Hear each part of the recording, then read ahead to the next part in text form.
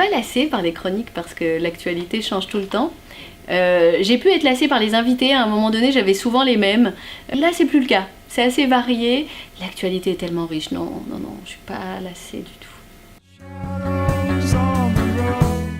J'ai pas une semaine parce que je ne sais pas quel est l'invité. Là par exemple on est mercredi et je ne sais toujours pas qui est invité lundi. Et puis l'actualité va tellement vite que il m'est déjà arrivé de préparer des chroniques à l'avance et de les jeter à la poubelle parce que l'actualité avait tellement basculé dans autre chose et donc que je pouvais pas, ma chronique devenait obsolète. Donc non, j'attends souvent le vendredi, je commence à partir du moment où on me donne l'invité, quand on a la certitude de l'inviter le vendredi. On couche les idées, je dis on parce que je travaille toujours avec Benoît. Et je commence le vendredi, le samedi... Ça dépend si je suis à la maison ou pas, si on est ensemble. Et puis le dimanche, toute la journée. C'est une journée entière de boulot. Jamais d'amis, jamais de spectateurs, jamais de...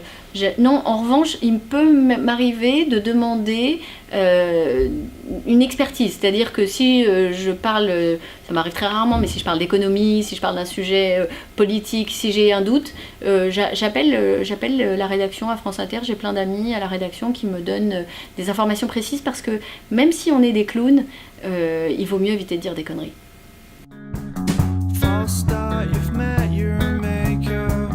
Ça fait partie du jeu. C'est-à-dire que je me suis rendu compte très vite quand je suis arrivée sur la matinale de France Inter.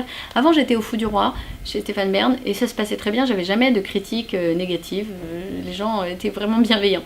À partir du moment où on arrive sur une matinale d'information, j'ai commencé à avoir des injures, des propos sexistes, des propos racistes. Mais vraiment, j'ai eu droit absolument à tout à partir du moment où je suis arrivée sur la matinale. Peut-être parce que je suis une fille, peut-être parce que je suis un peu basanée, peut-être parce que je suis de gauche et parce que je dis ce que je pense. Mais ça fait partie du jeu et franchement, on s'en fout.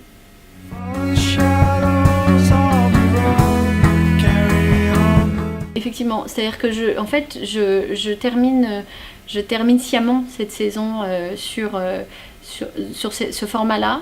La saison se termine, là, les théâtres bouclent leur saison, je termine avant les élections présidentielles, j'arrête. Et c'est vraiment le hasard du calendrier. Mais je reprends après les élections, et à partir de ce moment-là, il va falloir que j'intègre tout ce qui va se passer pendant la présidentielle. Et j'ai décidé qu'à partir de ce moment-là seulement, j'intégrerai tout ce qui se passe aux États-Unis parce qu'en réalité, Trump, ça bouge tout le temps. C'est-à-dire que je ne peux pas poser le mandat de Trump qui est trop bancal et trop précaire. C'est-à-dire que j'ai pas de quoi en faire un sketch. C'est-à-dire que le personnage est un sketch en lui-même, il est tellement débile et c'est tellement burlesque que voilà, mais c'est trop simple. Il faut vraiment creuser, il faut le laisser voir s'il arrive à se débarrasser d'Obamacare, s'il arrive à construire son mur, s'il arrive à interdire aux musulmans d'entrer dans son pays. Enfin, tout ça est à regarder de près et fera peut-être l'objet effectivement d'une version 2.